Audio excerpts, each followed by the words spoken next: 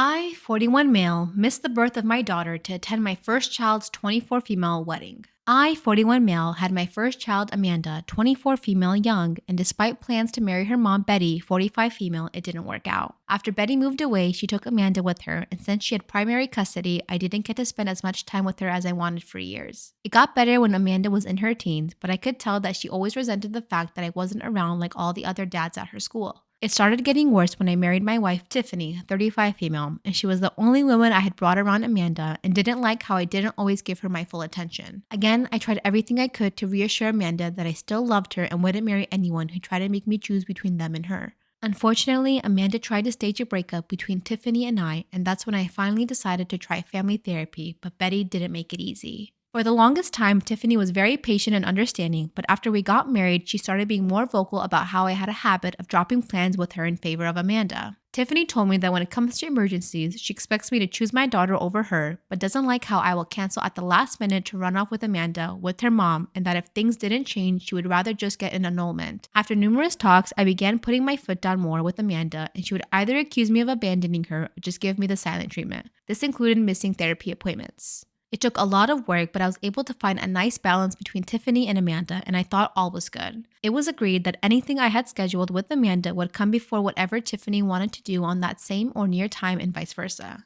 I was so excited when Amanda told me that she was getting married and wanted me to walk her down the aisle. I'd saved the date and everything. Unfortunately, about a few weeks after confirming of RSVPing, Tiffany discovered that she was pregnant, and the estimated delivery date was in the same month as Amanda's wedding. I panicked and took a while to muster up the courage to inform Amanda of the situation. When I did, the first thing she said was that she wasn't going to change her date and reminded me that I had agreed to come to her wedding before realizing that Tiffany was pregnant.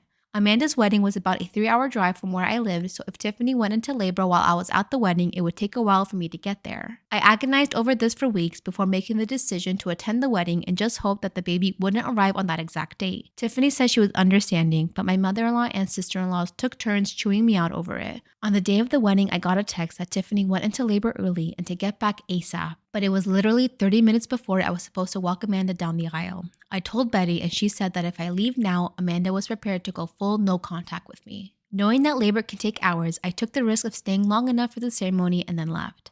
I went as fast as I could, but there was an accident which slowed down the traffic, and by the time I had arrived, my second daughter, Kelly, was born. I apologized profusely, but Tiffany wouldn't hear any of it, and I received several texts from different people telling me that Amanda was angry with me as well. I just don't know what to do. My 59 female, son 34 male, is the one responsible for my granddaughter's 1 female death. I have no idea how to deal with this and move on with my family. I have 2 kids. My daughter's daughter passed due to my son's stupidity. My son Andrew married Alexis 8 years ago, and I by no means am a monster-in-law. Never have been. But Alexis is a nightmare. She is an anti-science, pro-Facebook science. She is awfully entitled and is sinking all their savings in some LMN scheme. And as such, they decided not to vaccinate their kids. They have a 10-year-old son and 6-year-old daughter. A month ago, my daughter Jenny came over with her baby to pick up some of her old things. She decided to stay for coffee and cake. Andrew and Alexis moved right across from us after the lockdown lifted. My husband and I assumed it was because they were planning on using us as free childcare. Anyway, as Jenny was over, Alexis rang the doorbell. Before I could even say hello, her kids came spilling in. They're nice kids, somewhat bratty, but they do have a heart of gold. I love them so much.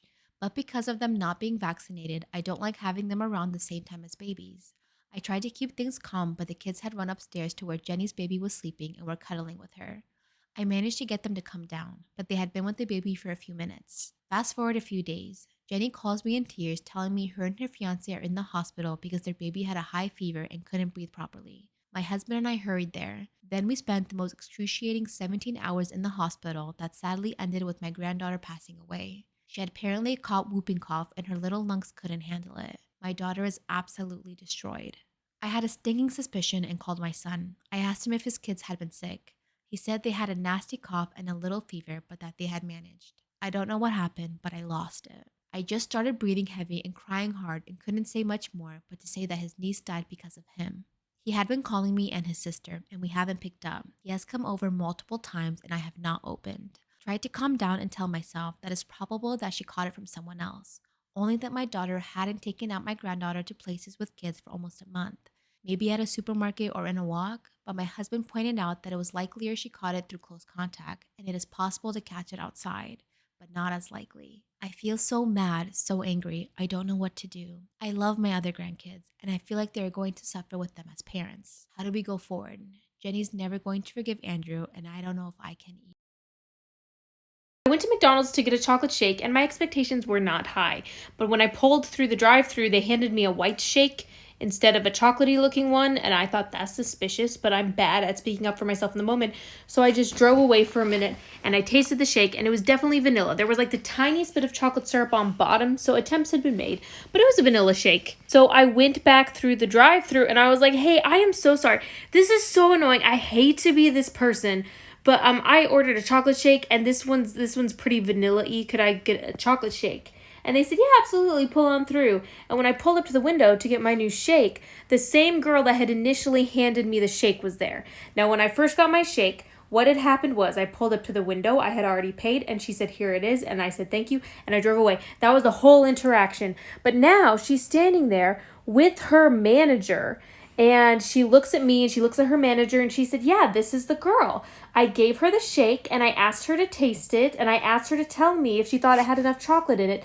And she did taste it and she said that it was totally fine. Isn't that what happened? And then she looked at me, and if there's one thing I will do for women and food service employees, it is lie for them. And so I just looked at her and I looked at the manager and I was like, oh yeah, like she asked me to taste it and I told her it was totally good. But I'm just so high maintenance, and I just came back to complain anyway, and I'm sorry. And the manager just like looked at me and then glared at her and walked away. I don't know what that was about, but I ended up getting 2 shakes out of it, so. Am I wrong for pointing out a period stain to my coworker? My personal thought process on these types of situations is as long as it's done super privately and not, just done in a rude way, I think it's perfect. I think it's amazing. I think if you ever see me in public on the street and I have a period stain, please tell me, but just don't be rude about it. Don't be loud and obnoxious. Just let me know, pull me to the side, Anyway, so first of all, I'm a guy and my coworker's a girl, and she's about half a decade older. I will say, though, we don't know each other that well. Well, tonight, about an hour before closing, we were sweeping together and I noticed she had a bloodstain on her pants. So I pulled her aside and whispered, just wanted to let you know I think you may have got your period. I have a jacket if you need it. Good man. She kind of pursed her lips at me and said okay and then stormed away. Now I just got home and I'm wiped and my boss texted me I need to call him tomorrow to talk about this situation. Am I wrong for pointing out a period stain to my coworker? So I pulled her aside and whispered, I just wanted to let you know that I think you may have got your period. I also offered a jacket if she needed it, and she kind of just pursed her lips at me and said, okay, and then stormed away. Now, I just got home and I'm completely wiped and my boss texts me. He said I need to call him immediately tomorrow to talk about the situation and that I said something very inappropriate to my coworker. I responded saying that I was just trying to help her out, but he said she interpreted it different and told a different story. And now he's saying that we talk about it tomorrow because he wanted to go to sleep, but now I'm freaking out. I wasn't trying to shame her or anything about it, and I don't think, or at least I hope, it didn't come off that way. Top comment says, if it went down the way you said, no, but maybe next time tell her maybe she sat on something and you have a stain on your pants. Because maybe that way it would be less embarrassing for her. But I don't think it should be embarrassing. It's a natural thing, you guys. Am I wrong for pre-gaming my wife's dinners? My wife and I are both 32 and just got married and moved in together 5 months ago. And to put it plainly, my wife has simply not made nearly enough food for me. And this is not the kind of situation where I'm constantly agitated at her for incompetence or anything like that. I would be more than happy to microwave a burrito or to whip up a peanut butter and jelly sandwich, but I can't. My wife has every single night of our marriage done the same thing. She'll make me a tiny dinner. I'm talking like a Chinese chicken salad with 30 grams of chicken and 10 leaves of lettuce. Then it's arranged fashionably with dressing. When I finish eating, I'm still hungry because for a 230-pound man who works a physical labor job, it's just not enough food. At first, I tried to openly communicate with her, but she always took it horribly. She would adopt a 1,000-yard stare and then begin talking about how incompetent she is and how she can't make her husband a proper dinner. Am I wrong for pre-gaming my wife's dinners? At first I tried to openly communicate with her, but she always took it horribly. She would adopt a 1,000-yard stare and then begin talking about how incompetent she is. How she can't even make her husband a proper dinner, and I try to calm her down with, "Oh honey, that's not the case, I just eat too much." Or, "Don't worry about it, I can make a bit more." I try to be overwhelmingly positive, but it never helps. She would always just get incredibly disappointed, cry, or take it out on me. Then she'd make the exact same amount the following day. It became hard to sleep at night due to hunger, and I lost 7 pounds in the first month. So I figured out my own system. On my way home from work, I started swinging by a fast food restaurant. So I would basically pregame her meals with some more calories. I really thought it was an amazing system until 2 days ago I was on my way home in a drive-thru and my mother-in-law was coming out of the restaurant. And she snitched on me. Am I wrong for pretending I don't have money so my family won't bother me? My wife, 52 female, and I, 51 male, recently partly retired with $4 million in savings. I am a systems engineer and my wife was a registered nurse. I still work part-time but less than 20 hours a week and my wife is fully retired. The thing is, we are very frugal people and try to save where we can.